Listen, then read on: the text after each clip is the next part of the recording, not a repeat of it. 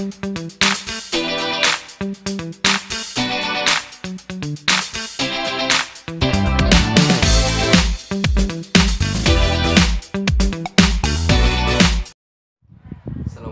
warahmatullahi wabarakatuh. Bismillahirrahmanirrahim. Alhamdulillahirrabbilalamin.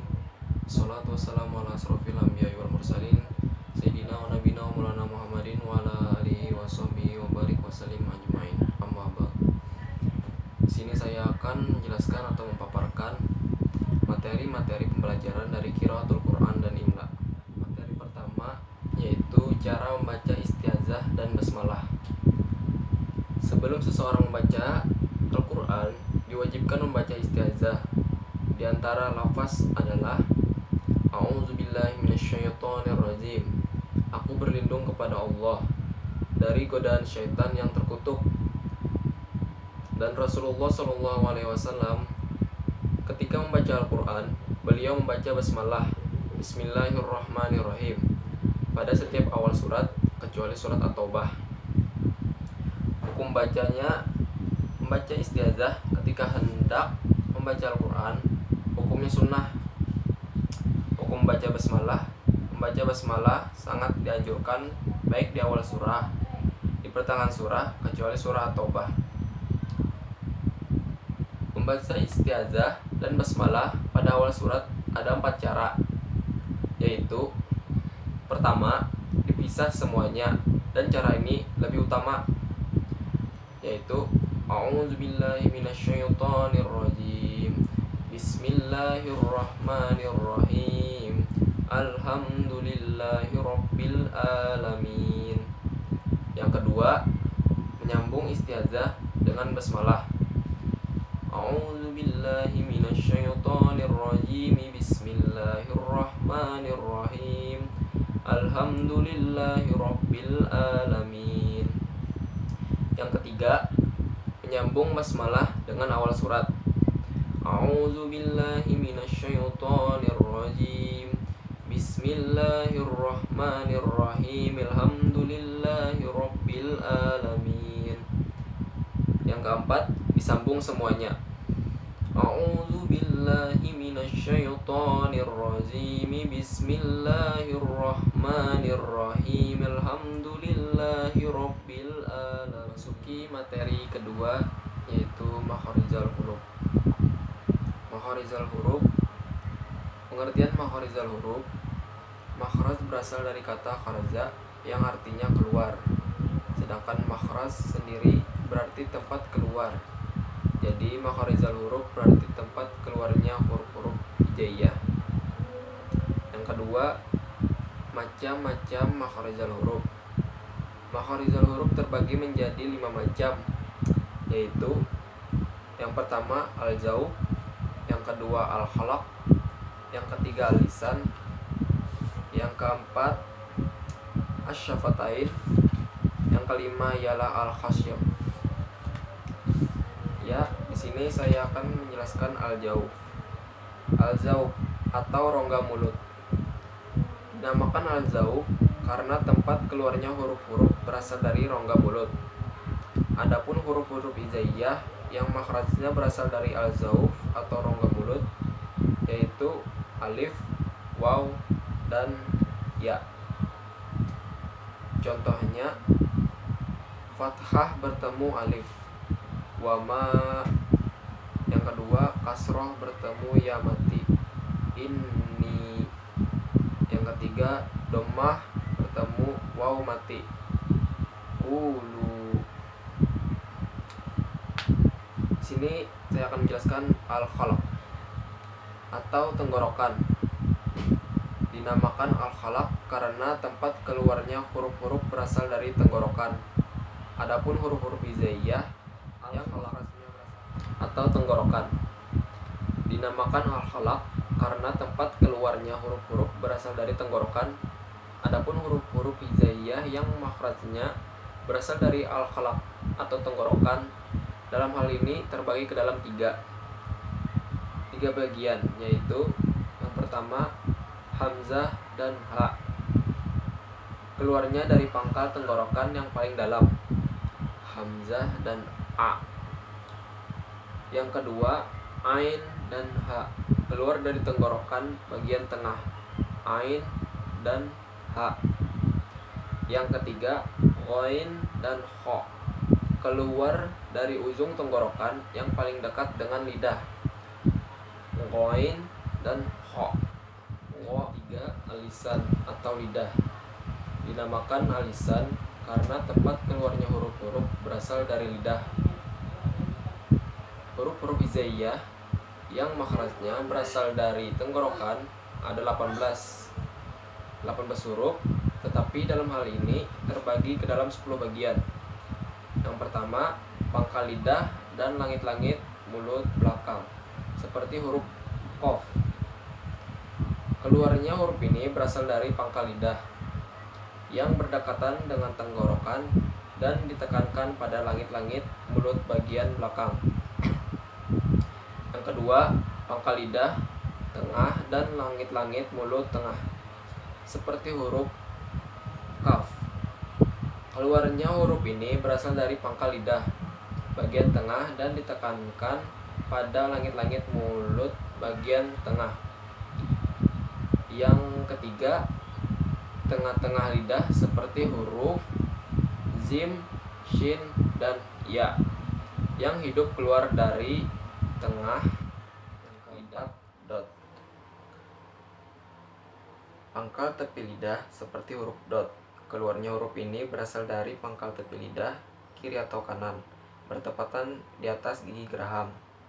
Yang kelima, lam, ujung tepi lidah, seperti huruf lam. Keluarnya huruf ini berasal dari ujung tepi lidah dan menempatkan lidah pada langit-langit mulut atas. Yang keenam, nun, ujung lidah, seperti huruf nun. Keluarnya huruf ini berasal dari ujung lidah dan menempatkan lidah pada langit-langit mulut atas, tetapi agak tengah. Yang ketujuh, ro, ujung lidah tepat seperti huruf ro. Keluarnya huruf ini tepat berasal dari ujung lidah dan menempatkan lidah pada langit-langit mulut atas. To, dal, ta. Keluarnya huruf ini tepat berasal dari ujung lidah dan bertepatan dengan pangkal dua gigi seri atas. Yang kesembilan, sod, sin, za. Keluarnya huruf ini tepat berasal dari ujung lidah dan bertepatan di tengah-tengah gigi seri bawah. Yang kesepuluh, zo, zal, sa. Keluarnya huruf ini tepat berasal dari ujung lidah dan bertepatan di gigi seri atas. Yang keempat, asyafatain, artinya dua bibir. Maksudnya tempat keluarnya huruf yang terletak pada dua bibir, yaitu bibir atas dan bibir bawah. Yang pertama, fa, keluar di antara dalamnya bibir yang bawah dan pucuknya gigi muka dua atas. Yang kedua, ba, mim, dan waw, yang hidup keluar di antara dua bibir. Kalau pengucapannya waw, bibirnya terbuka. Kalau ba dan mim tertutup. Kelima, al-khaysyum atau hidung. Dinamakan al-khaysyum karena tempat keluarnya huruf-huruf berasal dari hidung. Mengapa demikian? Jika saja kita menutup hidung, maka huruf-huruf yang makhrajnya berasal dari al-khaysyum tidak terdengar dengan jelas. Adapun huruf-hurufnya sebagai berikut ini. Contoh, na dan mim. Nun ditasydid, inna. Mim ditasydid, amma. Nun sukun sebab gom idgham bigunnah, iklab, dan ikhfa hakiki. Yang ketiga, sifat-sifat huruf. Pengertian sifat-sifat huruf. Sifat menurut bahasa adalah sesuatu yang melekat atau menetap pada sesuatu yang lain atau huruf-huruf hijaiyah. Adapun menurut pengertian istilah, sifat adalah cara baru bagi keluarnya huruf ketika sampai pada tempat keluarnya, baik berupa zar, rakwah, khams, syaidah, dan sebagainya. Sifat huruf. Sifat huruf terbagi menjadi dua bagian, yaitu sifat yang mempunyai lawan. Yang kedua, sifat yang tidak mempunyai lawan. Yang pertama, sifat huruf yang mempunyai lawan.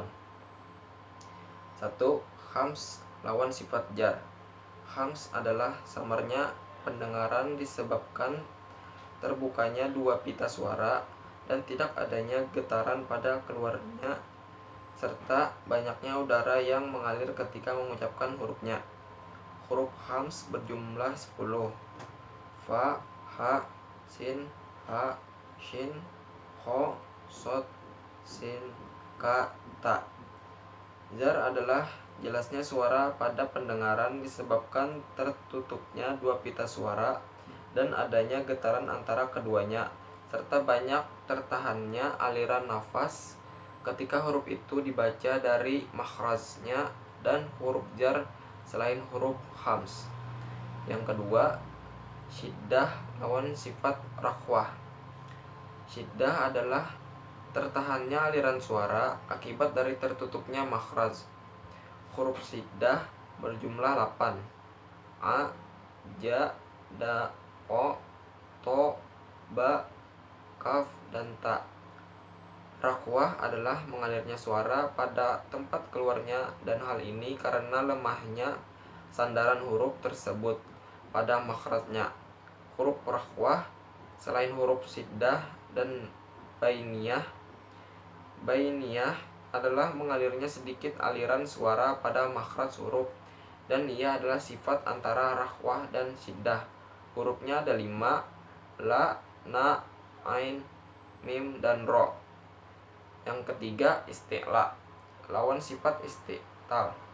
Naiknya suara ke langit-langit mulut ketika mengucapkan hurufnya sehingga ia dibaca tebal. Hurufnya ada 7: kho, so, do, ghain, to, ko, dan zo. Istifal tidak naiknya suara ke langit-langit ketika mengucapkan hurufnya sehingga ia dibaca tipis. Huruf istifal selain huruf isti'la. Yang keempat, huruf istibat lawan huruf istifah. Istibat terkumpulnya suara di antara lidah dan langit-langit ketika mengucapkan hurufnya. Hurufnya ada 4: so, do, to, dan zo. Infitah tidak terkumpulnya suara antara lidah dan langit-langit ketika mengucapkan hurufnya. Huruf infitah selain huruf ihtibat. Yang kedua, sifat huruf yang tidak mempunyai lawan. Yang pertama, safir, yaitu tajamnya suara karena ia keluar dari celah yang sempit antara ujung lidah dengan dua gigi seri atas dan bawah. Hurufnya so, za, dan mim. Yang kedua, qalqalah, memantulkan suara pada huruf ketika sukun tanpa terpengaruh dengan harakat yang 3. Hurufnya ko, to, ba, ja, da. Qalqalah terbagi 2, yaitu qalqalah kubro dan qalqalah sugro. Yang ketiga, lin, keluarnya huruf dari makhrajnya dan mudah hurufnya, yaitu wa dan ya. Yang keempat, inhiraf, menyimpangnya suatu huruf karena alirannya tidak sempurna disebutkan karena terhalang oleh lisan. Hurufnya ro dan la. Yang kelima, takrir, tenggelamnya ujung lidah ketika pengucapan hurufnya dengan getaran yang halus disebabkan sempitnya makhraj hurufnya, yaitu ro. Yang keenam, tafasyi, tersebarnya udara pada seluruh mulut ketika mengucapkan huruf tersebut dari makhrajnya. Hurufnya shin. Yang ketujuh, istihalah, bergeraknya lidah ke depan setelah tepi lidah menempel pada gigi-gigi geraham atas hingga ujung lidah menyentuh pangkal gigi atas yang disertai adanya udara yang menekan dari belakang lidah. Hurufnya dot. Gunnah, yaitu suara yang keluar dari rongga hidung yang sifat ini mengikuti huruf nun dan mim. Gunnah memiliki 4 tingkatan. Yang pertama, akmal ma takun atau paling sempurna. Yang kedua, kamilah atau sempurna. Yang ketiga, nakisah atau kurang. Yang keempat, an-nakis ma takun, paling keempat. Hukum bacaan nun sukun atau tanwin. Yang pertama, iklab atau membalik dan menukar. Qalqalah iqlab, bertemunya nun sukun dan tanwin dengan ba. Cara membaca: membalik bunyi nun atau tanwin menjadi mim dengan sedikit merenggangkan dua bibir disertai dengan dengung selama 1,5 alif atau 3 harakat. Contohnya mim ba'dihim siqaqim ba'id sami'um bashir jaza'am bima. Yang kedua, idgham bigunnah atau mentasdidkan dengan mendengung. Kaidahnya, bertemu nun sukun atau tanwin dengan salah satu huruf ya, na, ma, wa. Cara membacanya: memasukkan bunyi nun sukun atau tanwin dan ditahan ke dalam salah satu huruf 4 tersebut dengan mendengung selama 1,5 alif atau 3 harakat. Contohnya may yasha mim mahis min nazr mawaddataw warahmah liqaumin ya'lamun. Yang ketiga, ikhfa hakiki, artinya samar yang sungguh-sungguh. Kaidah ikhfa hakiki: bertemunya nun sukun atau tanwin dengan salah satu huruf 15, yaitu ta, sa, jim, da, za, ro, sin, shin, shot, dot, to, zo, fa, ko, dan kaf. Cara membacanya: menyamarkan bunyi nun sukun atau tanwin condong ke dalam salah satu huruf 15 antara izhar dan idgham dan disertai dengung dan ditahan selama 1,5 alif atau 3 harakat. Contohnya wa antum wal ansa zanzabila andaka. Contoh ikhfa hakiki: wa antum wal unsa zanzabila andada min zunubih munzala wa an sabilih mansuro. Yang keempat, izhar khalqi, artinya jelas atau tenggorokan. Kaidah izhar khalqi: bertemunya nun sukun atau tanwin dengan salah satu huruf 6, yaitu ha, kho, ain, goin, dan a. Cara membaca: membunyikan suara nun sukun atau tanwin dengan jelas tanpa mendengung, tanpa menimbulkan tawallud dan saktah ketika menghadapi salah satu huruf 6 yang tadi. Contohnya waman asdaq min had an amta la ajran ghaira watan hituna fa'in.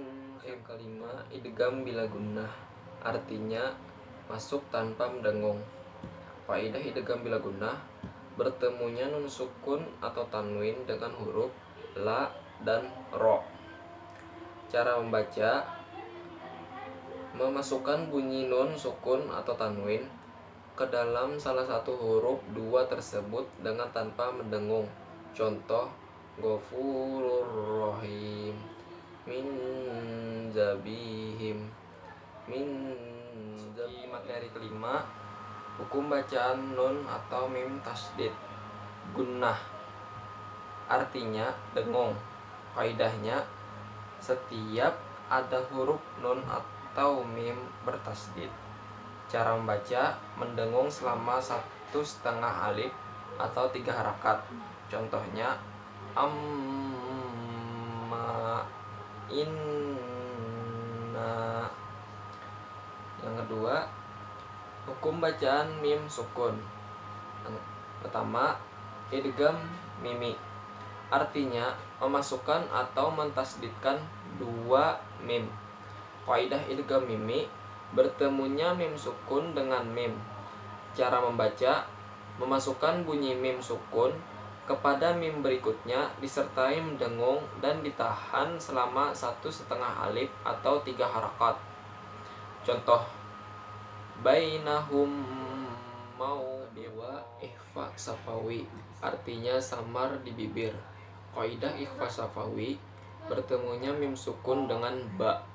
Cara membaca, membunyikan mim sukun dengan sedikit merenggangkan kedua bibir dan didengungkan serta ditahan selama 1,5 alif atau 3 harakat. Contoh, hum bihamilin. Yang ketiga, izhar safawi, artinya terang di bibir. Kaidah izhar safawi, bertemunya mim sukun dengan salah satu huruf hijaiyah selain mim dan ba. Cara membaca, membunyikan mim sukun secara terang di bibir dan mulut tertutup, dan lebih diterangkan lagi apabila bertemu dengan wawu dan fa. Waw dan fa.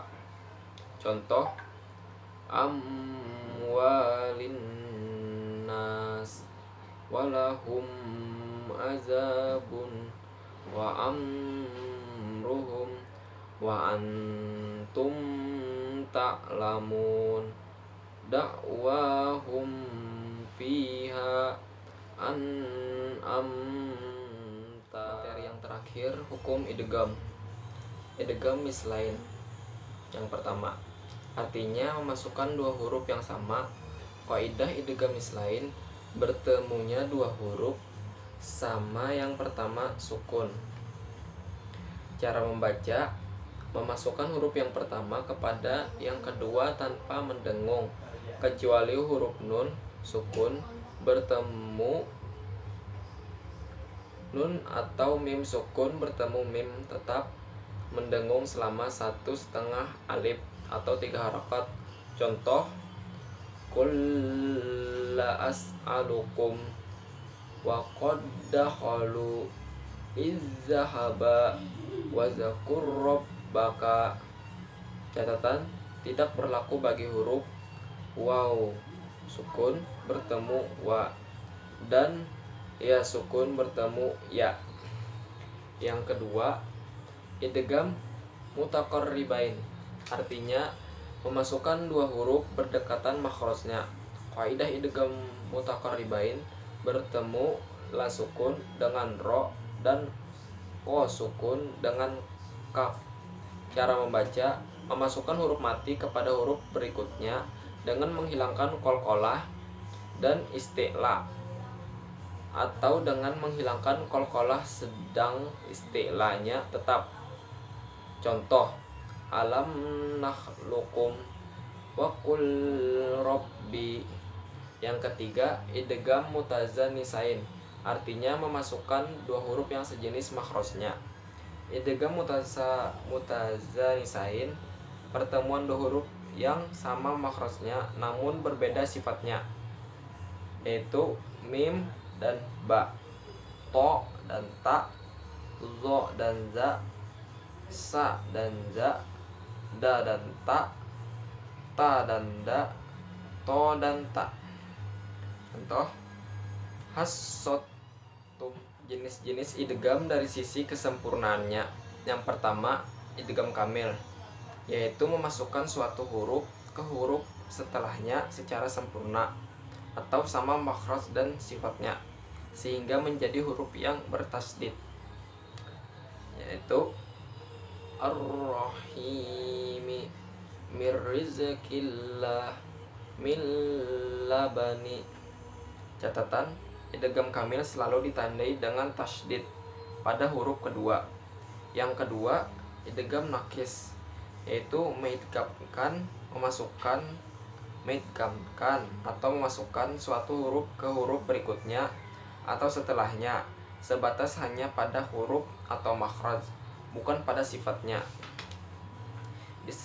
Disebut idgham nakis karena masih tersisanya sebagian sifat huruf yang diidghamkan.